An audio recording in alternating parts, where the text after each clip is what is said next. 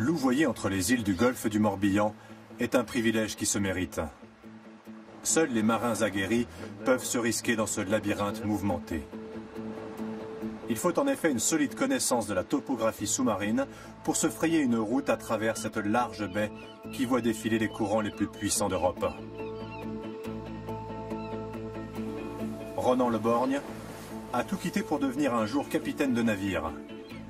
Il rêve de prendre la barre de l'un de ces petits ferrys qui font la liaison entre les nombreuses îles du Golfe. Pareil à virer. On vire. Ronan navigue ici depuis qu'il est enfant, mais il compte aujourd'hui sur son ami Thierry Calage pour lui livrer certains secrets de cette petite mer intérieure. La sensation que ça peut donner, des fois le courant, là, c'est que c'est le paysage qui bouge. Que les balises avancent, enfin bon, c'est ce qu'on arrive à faire croire aux touristes des fois. Il y a des endroits où on sait que même avec nos bateaux à passagers, moteur à fond, si on est au mauvais endroit au mauvais moment, eh ben, on recule. Les deux hommes se sont lancés un défi.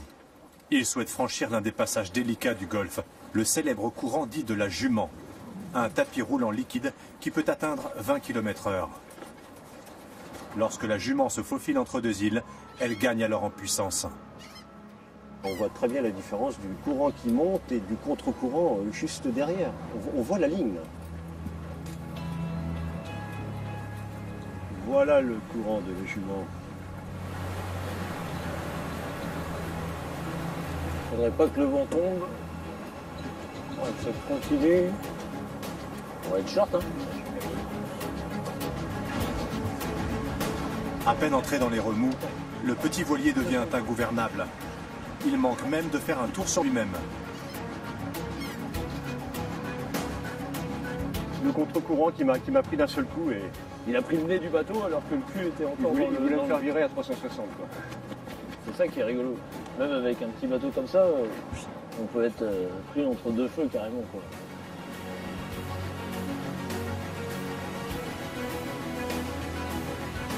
Malgré leur frêle embarcation, nos navigateurs ne sont pas peu fiers d'avoir vaincu les tourbillons du grand courant.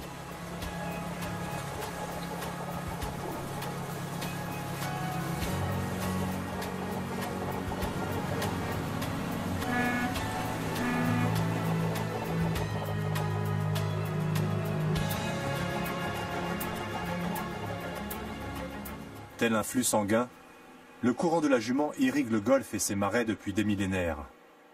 À une époque glaciaire où le niveau de la mer se trouvait 120 mètres en dessous de son niveau actuel. Il y a 20 000 ans, les hommes du néolithique érigent ici plusieurs monuments encore visibles aujourd'hui. Monticule de pierre et de terre, le tumulus de l'île de Gavrinis est une ancienne sépulture. Et puis sur une petite île juste en face, se dresse